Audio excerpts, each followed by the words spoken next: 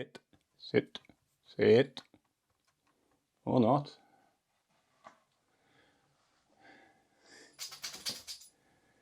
This is going to be a long shoot.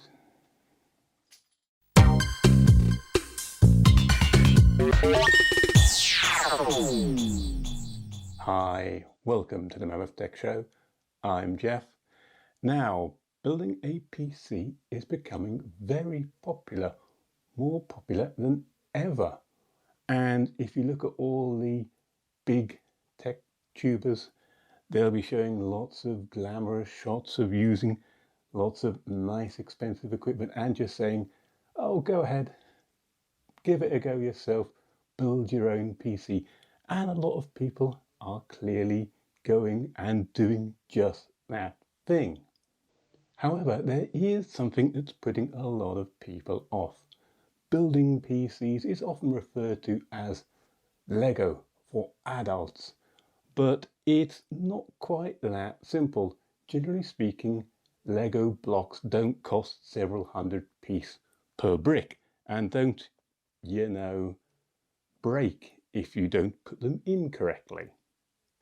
So a lot of people are understandably put off. They don't want to buy a lot of expensive equipment and then have it break or not work properly and be out of pocket.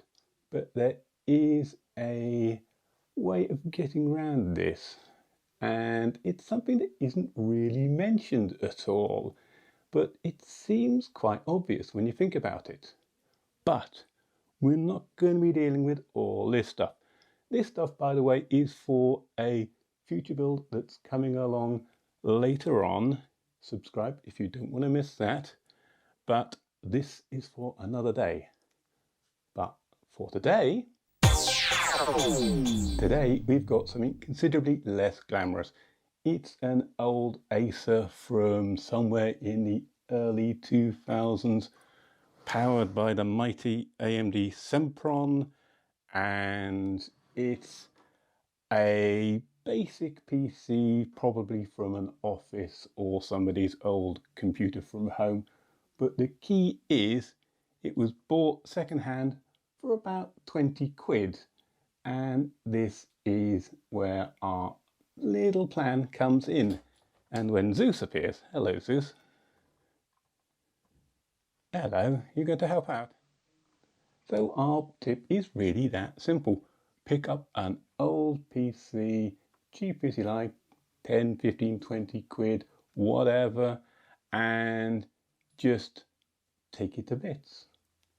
First, obviously, check whether it works, because if you put it back together again and it doesn't work and you think, hang on, did it work in the first place?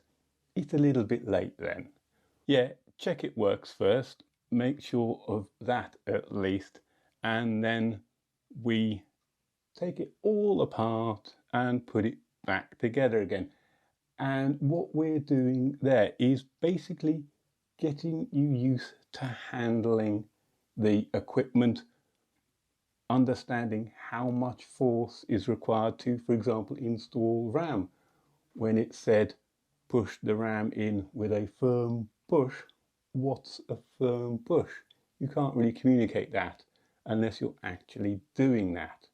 So doing this with a few quid's worth of old office PC and it going wrong is a lot better than having all your lovely equipment that you spent ages saving up for and then something going wrong and it's all tears and remorse afterwards.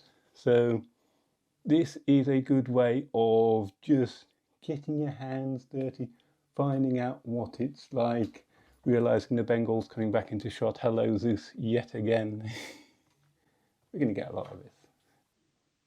And obviously you can do this as many times as you like. Put it back together again, take it apart, put it back together again, as many times. If you want to be a bit adventurous, you could even get an old office PC and a fancier case, and then trying to move all the parts from that old case into the new case, like we did with Frankie's PC a few episodes ago. Have a look at that video if you want some more information about transferring the guts of a PC from an old case to a nice shiny new case. One thing to bear in mind is a lot of these old PCs are old office PCs from the likes of Dell or Lenovo, and sometimes their internals are not quite standard. Maybe there's a non-standard power supply, non-standard motherboard, or some weird things going on with the case.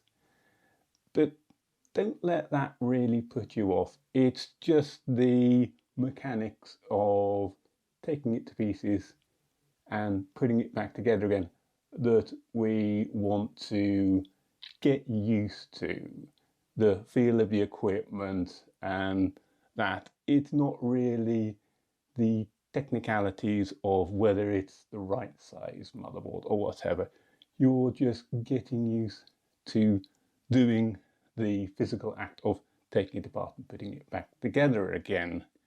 So in this case, this little Acer here is pretty much standard. I've taken it apart, taken the side off at least to have a look, and really that was the only slightly odd thing.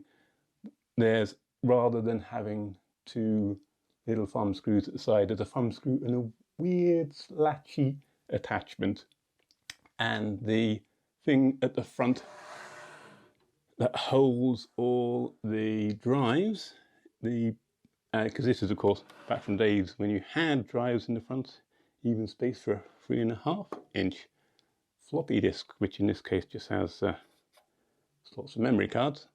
But there's a big area here, and normally these are held in with screws, but in this case it's little slidey bits, so toolless securing, which is actually rather neat. So we'll disassemble this, have a little poke around inside, put it back together again, and hopefully it'll all still be working.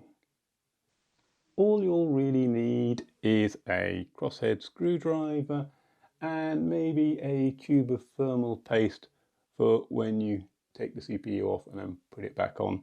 You could maybe reuse the old thermal paste, but again, it's a good idea to practice the application.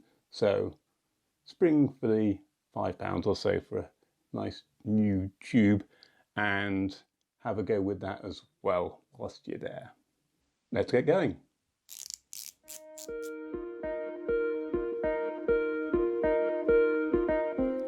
So let's whip off that side panel, and like I said, apart from those natty drive bays, this is a standard micro ATX case, so we shouldn't find any nasty surprises here. Be careful of front panel connectors. This case has a fair few, including a memory card reader. My advice is to take photographs of each connection before you take it off, so you know where to put it back onto. With all the leads removed and their original locations documented, it's time to find the screws that hold the motherboard in place. And the motherboard is now free to egress the case. And yes, the CPU cooler assembly does make an excellent ersatz handle to allow you to maneuver the motherboard. And we're onto the home straight of this disassembly now. As we can see, our memory is distinctly mismatched, but this isn't a performance system, so it's not that important. We'll then just pop the latches and pluck them out. After removing the CPU fan's power plug, it's on to the final phase, CPU extraction. Unlatch the cooler, and with a gentle tug, it should come free. Be aware you might accidentally pull the CPU out with the cooler. Just be careful. Also, the old thermal paste may break up into dust and get everywhere, which is a pain. A squirt of contact cleaner blasts debris everywhere, but it will allow us to clean up that old CPU.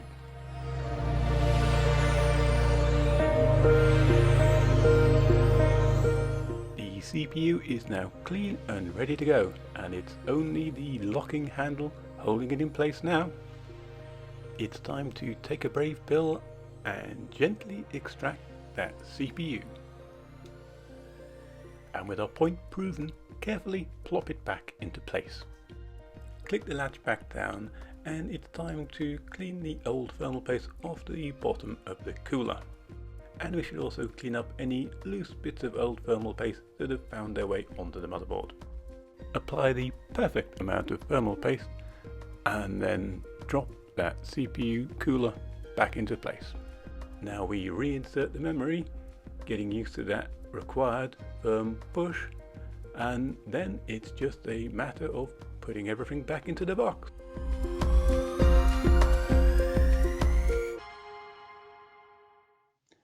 And we're back, and this is back together, and crucially it works. There were no flames, no magic blue smoke, no explosions, just Windows loading. Not the most exciting, but that's what we want. I know explosions exciting, but you know, sometimes you just want Windows to load, and that's what we got. So that's a big thumbs up. So why not give this a try yourself? Get over those first time build nerves. You don't want to be all jittery and nervous when you're holding that expensive processor in your hand. Better destroy something cheap than something expensive, but hopefully you won't destroy anything. You'll have a good time and want to try it again, but with something a bit more meaningful than just some old office box. So hopefully you found this interesting or entertaining, or maybe both. Hey, I can dream. If you've got any stories about building your own first PC, any tips or any horror stories, but don't make them too traumatic. We don't want to put people off, you know. If you enjoyed this, please give this a like, and like I said, comments below, because they really do help the channel.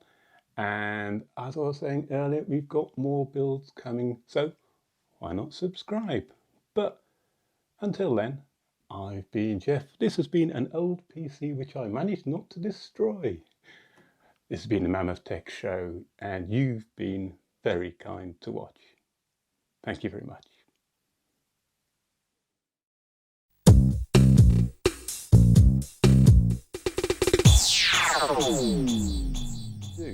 Well, there is a telephone ringing right now. Excellent timing. Where even was I? I have no idea.